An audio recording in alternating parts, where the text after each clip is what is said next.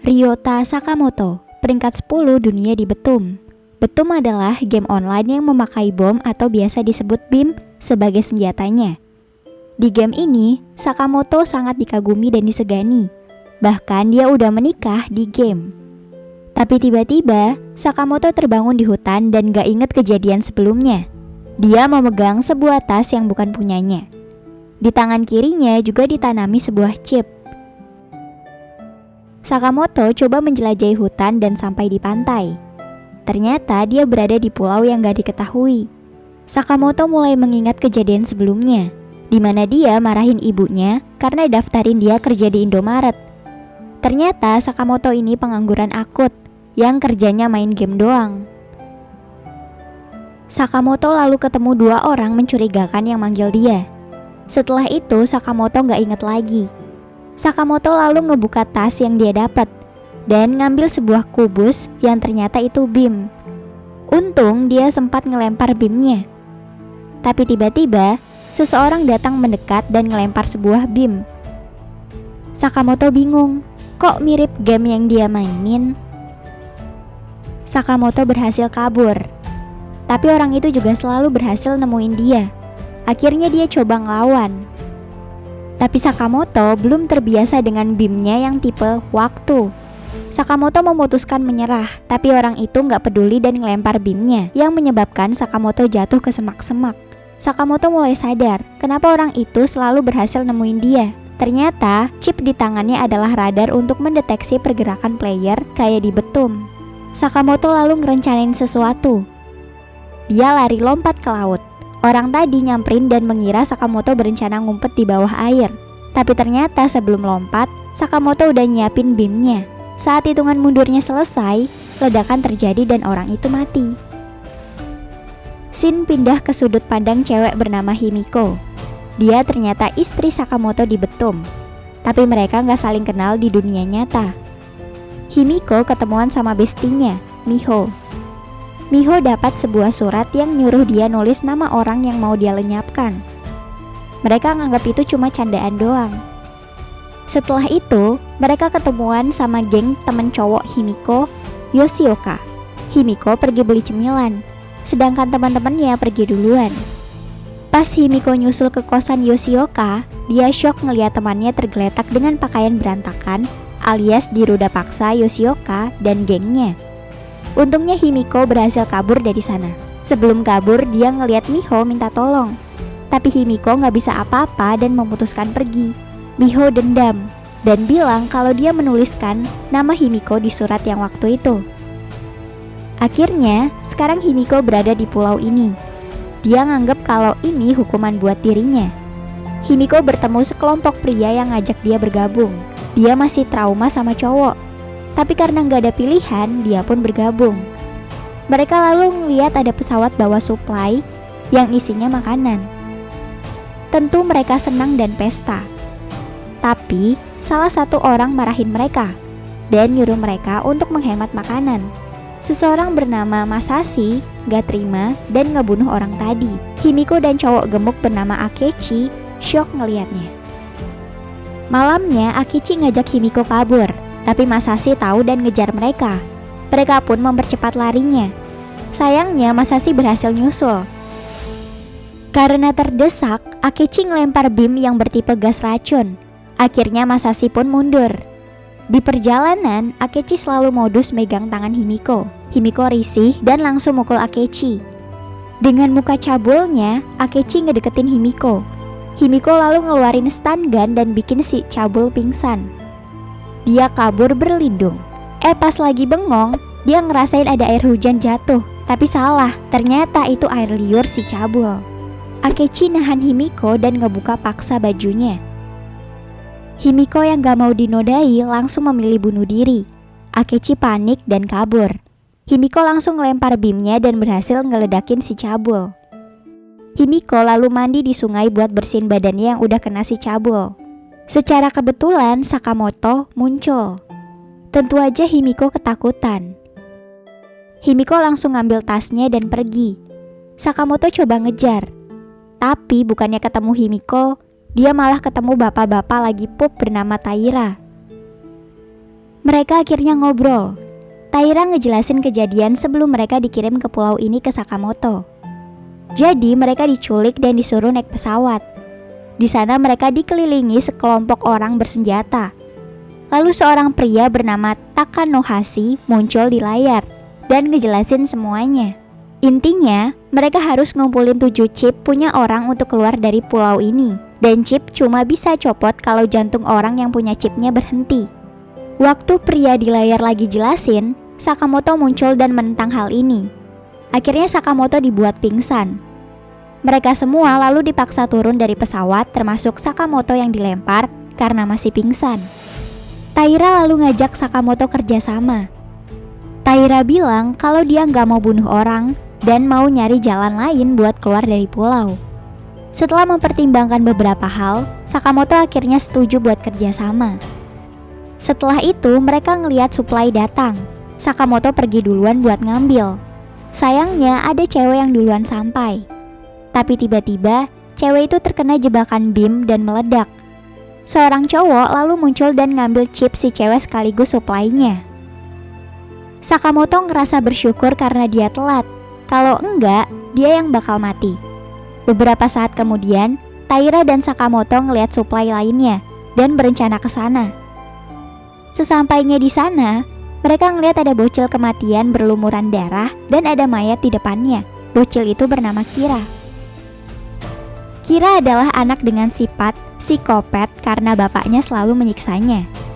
Akhirnya setelah Kira dan bapaknya dikirim ke pulau ini, Kira membunuh bapaknya.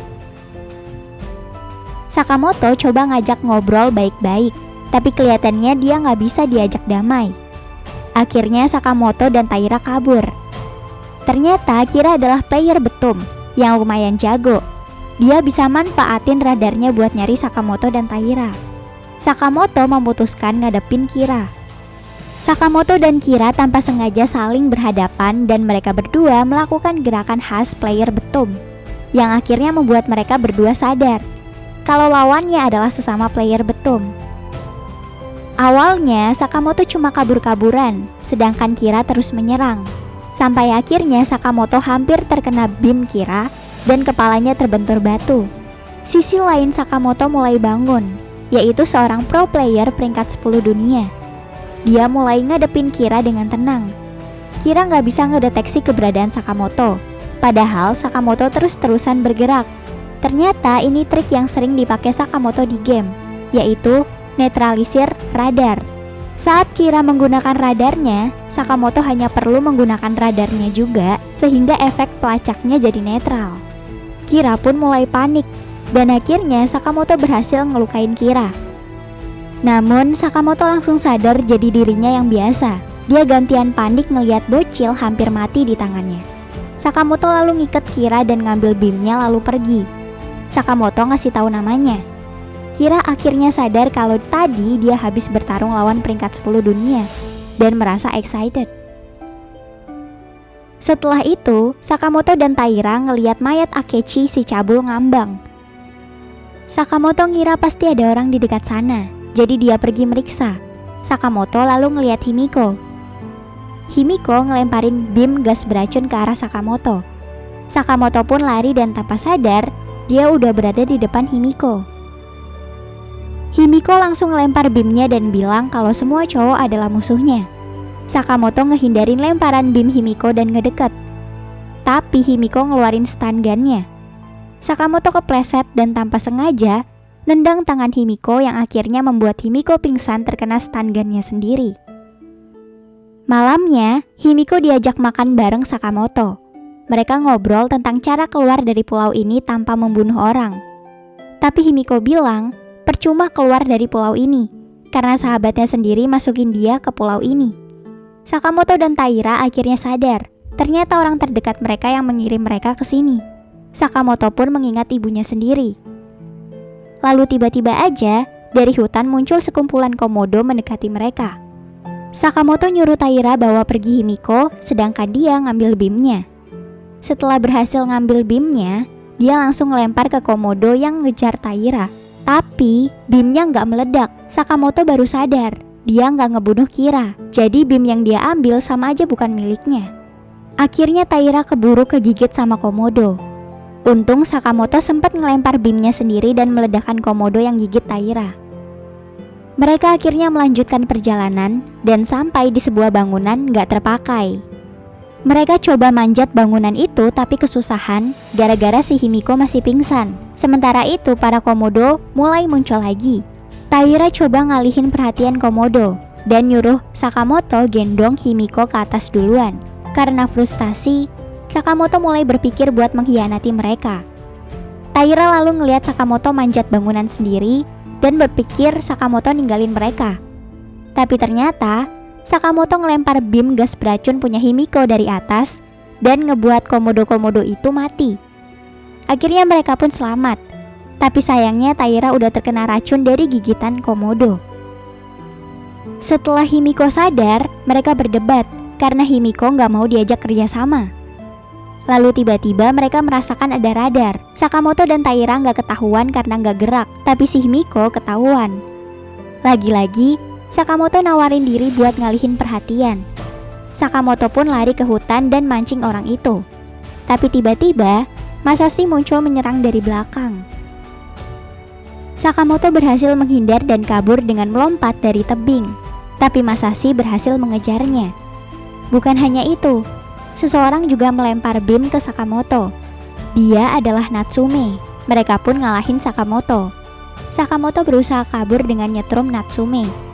Masashi membiarkan Sakamoto kabur supaya dia bisa ngikutin ke tempat persembunyiannya. Dan benar aja, beberapa saat setelah Sakamoto sampai, Masashi muncul di belakang. Himiko dan Masashi pun bertemu lagi. Karena Masashi nggak ngeliat Akechi, dia beranggapan kalau Himiko udah ngebunuh dan ngambil chipnya. Masashi lalu berniat ngerebut semua supply dan chip itu.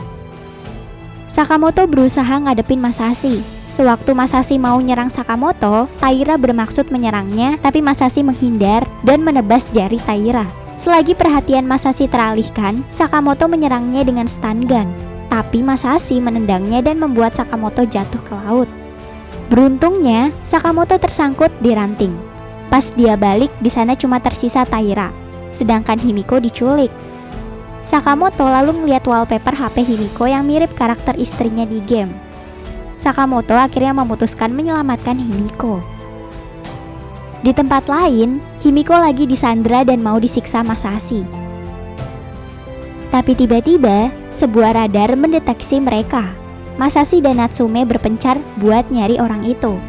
Sementara Sakamoto ternyata udah berhasil sampai di ruang Himiko ditahan. Waktu buka pintunya, dia hampir terkena jebakan beam. Untungnya dia sempat nangkap dan menonaktifkannya. Sakamoto memperkenalkan diri kalau dialah Sakamoto di game Betum dan bertanya apa Himiko adalah istrinya di game. Tapi Himiko nggak mau ngaku. Lalu mereka berdua lari dari sana. Natsume ngeliat Sakamoto yang kabur.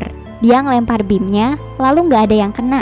Sakamoto lalu balik ngelempar beam yang dia dapat dari jebakan di pintu tadi dan langsung meledakkan Natsume. Tapi setelah itu, Sakamoto ngeliat Himiko udah disandra Masashi. Masashi ngebuang pisaunya dan nantang Sakamoto buat gelut tangan kosong. Waktu Masashi ngejauh dari pisaunya, Sakamoto langsung berniat ngerebut pisaunya. Tapi itu ternyata jebakan. Sakamoto langsung ditendang dan ditahan Masashi. Waktu Masashi mau matahin tangan Sakamoto, Himiko berusaha nolong dan diam-diam nempelin beam ke Masashi. Himiko dan Sakamoto kabur dan beam itu meledak menyebarkan gas beracun ke seluruh ruangan. Sakamoto dan Himiko pun berhasil selamat dengan manjat keluar. Malam harinya, Sakamoto dan Himiko memutuskan tidur di sana dulu. Sebelum tidur, mereka ngobrolin alasan Sakamoto rela mempertaruhkan nyawanya menolong Himiko hanya karena dia mengira Himiko adalah istrinya di game. Himiko sebenarnya sangat senang bisa bertemu Sakamoto yang asli, tapi dia juga udah memutuskan buat gak percaya cowok lagi. Jadi dia galau harus ngapain. Lalu pas mereka tidur, Himiko ngeliat sosok wanita yang dia kira hantu. Sakamoto mikir kalau itu pasti player lain. Jadi dia langsung cek seluruh ruangan dan nyari pakai radar, tapi gak ketemu. Sakamoto lalu ngeliat satu ruangan yang ada cahaya. Dia lalu cek ke sana. Pas sampai sana, seorang wanita muncul dan menyerang Sakamoto. Untung Sakamoto bisa menghindar dan nendang wanita itu. Dia ngeliat tangan wanita itu buntung. Pantas aja wanita ini nggak bisa dideteksi radar karena nggak memiliki chip. Sakamoto lalu ngajak Himiko ketemu wanita itu. Wanita itu ngobrol sama Himiko. Dia nasehatin Himiko untuk jangan percaya sama cowok. Jadi wanita itu bernama Shiki. Dia adalah pemain game sebelumnya. Waktu itu dia dan pasangannya Date berhasil ngumpulin 6 chip. Date berjanji buat ngumpulin 14 chip dan pergi bersama Shiki. Tapi ternyata dia berkhianat dan malah menyerang Shiki. Untungnya Shiki selamat, hanya saja tangannya buntung. Sementara itu Date dijemput sebuah helikopter karena berhasil ngumpulin 7 chip. Selesai cerita-cerita, Sakamoto dan Himiko pun pamit pergi ke tempat Taira. Sementara itu di tempat Taira, dia lagi ditemenin sama seorang cowok yang ternyata itu Date. Date ternyata dikirim lagi sama seseorang buat main game ini. Sakamoto dan Himiko pun sampai dan bertemu Date. Date jelasin kalau dia dokter dan berusaha nolongin Taira. Padahal sih dia berniat manfaatin Taira. Sakamoto pun mempercayainya dan ngajak kerjasama. Lalu mereka ngelihat pesawat yang antar suplai datang. Mereka memutuskan ngambil suplai itu. Tentu banyak juga player yang berpikiran sama. Tapi Sakamoto nggak nyerah dan terus ngejar suplainya.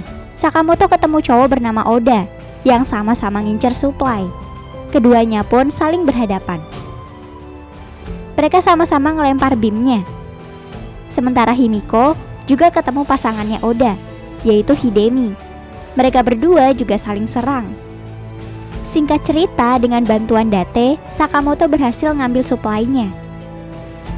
Tapi waktu dia kabur, seseorang lempar beam tipe api yang menjebak Sakamoto. Ternyata itu ulah Kira dan kenalan barunya Tomoaki. Dengan nekat, Oda menerobos api itu dan merebut suplainya dari Sakamoto. Oda langsung terjun ke laut supaya badannya gak kebakar. Sakamoto pun ngikutin Oda.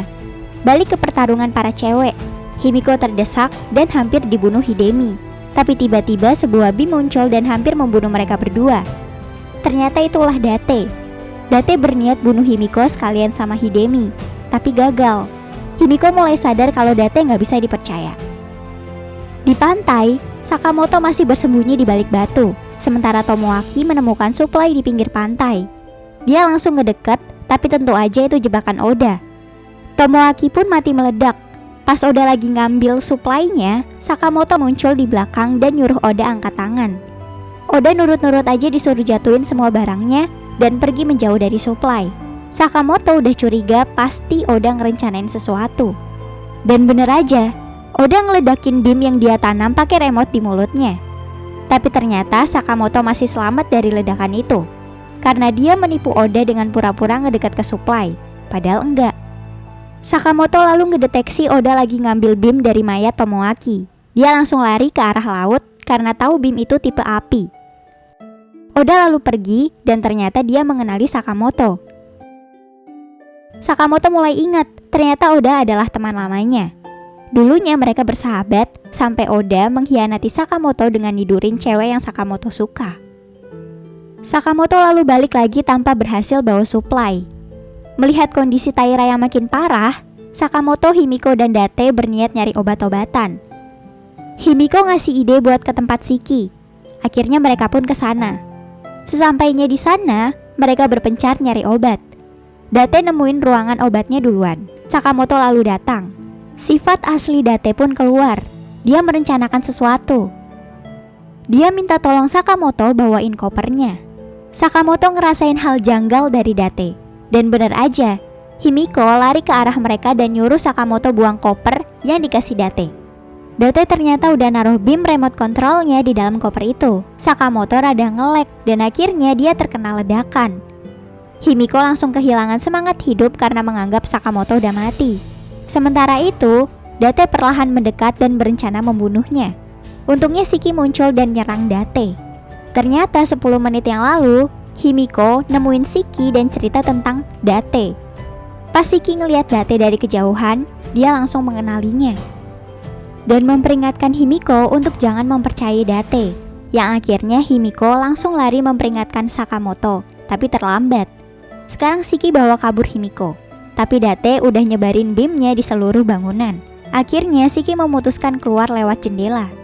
Tapi Date juga udah menunggu di luar dengan memegang bim milik Sakamoto.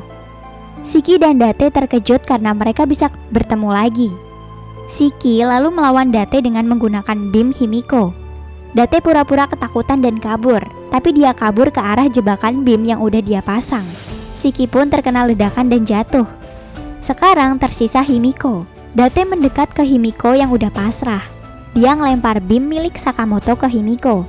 Tapi bim punya Sakamoto itu cuma memantul mengenai dada Himiko dan gak meledak.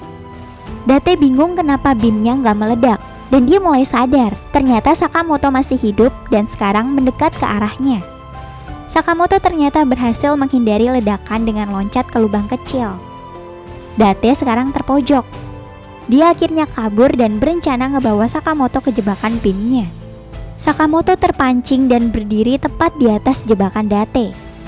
Tapi waktu Date mau meledakkan bimnya, Sakamoto bilang kalau sebelumnya dia udah mindahin bim Date, dan sekarang bimnya berada di dekat Date. Date pun meledak kena bimnya sendiri. Waktu Sakamoto mau mengakhiri Date, Shiki yang ternyata masih selamat muncul. Dia bilang kalau dia yang akan mengakhirinya. Tapi pada akhirnya dia nggak sanggup bunuh orang yang pernah dia cintai itu. Lalu Himiko dan Sakamoto pergi membawa obat buat Taira. Tapi sebelum itu mereka mampir ke mayat-mayat yang pernah mereka temui buat ngambil chipnya. Dan mereka kaget mengetahui chipnya udah hilang semua. Sakamoto mulai curiga ke Taira, karena cuma Taira yang tahu semua keberadaan mayat ini. Sesampainya mereka ke tempat Taira, Sakamoto mendengar bim terbang ke arah mereka. Dan bim itu tidak lain dan tidak bukan adalah milik Taira. Ternyata Taira selama ini mengalami depresi. Dia berhalusinasi ngelihat anak dan istrinya. Di halusinasi itu istrinya ngasih tahu Taira kalau dia bisa pulang dengan chip yang dia punya kalau ditambah punya Himiko dan Sakamoto. Karena itulah sekarang dia mulai menyerang Sakamoto. Sakamoto nyuruh Taira buat berhenti sambil mungkulin bimnya dengan tokat besi. Sayangnya ada bim yang jatuh dekat dia dan akhirnya bim itu meledak melukai kakinya. Sakamoto keheranan kenapa Taira menyerangnya. Dan dia sadar kalau selama ini Taira frustasi karena selalu ditinggal. Sakamoto pun nyalahin dirinya sendiri yang gak peka. Taira masih terus menyerang mereka. Himiko sadar sesuatu. Kalau bim ini sama dengan di game, maka bim tipe pengincar hanya akan meledak ke target yang dikunci. Akhirnya Himiko memberanikan diri nangkep bimnya. Dan bener aja, bim itu gak meledak karena bukan Himiko targetnya. Taira tapi gak kalah cerdik. Kali ini dia ganti targetnya ke Himiko. Sakamoto pun menyadarinya dan dia gantian nangkep bim Taira. Sakamoto lalu pakai radarnya dan terlihat Taira melarikan diri. Sakamoto ngejar Taira, dia berniat meminta maaf dan ngajak Taira buat kembali bersamanya. Tapi Taira terjatuh ke sarang komodo. Akhirnya dia menyerah. Dia minta maaf ke Sakamoto, Himiko dan anak istrinya lalu meledakkan diri. Malamnya, Sakamoto menyesali kematian Taira. Himiko nawarin diri buat berkorban kalau Sakamoto mau pergi dari pulau itu duluan, karena dengan chip yang ada di Himiko, jumlahnya udah 7. Tentu Sakamoto nolak ide itu. Lalu Sakamoto bilang kalau dia tahu Himiko adalah istrinya di game. Himiko pun gak bisa ngelak. Dan akhirnya mereka berdua berciuman. Baru mau dilanjutkan ke adegan yang lebih dewasa, Sakamoto sadar kalau Himiko masih trauma sama hal begituan. Jadi Sakamoto yang kuat iman milih buat nunda adegan dewasa itu. Cerita pun diakhiri dengan mereka yang semakin dekat dan berniat keluar dari pulau ini bersama. Lalu setelah keluar, mereka akan resmi berpacaran.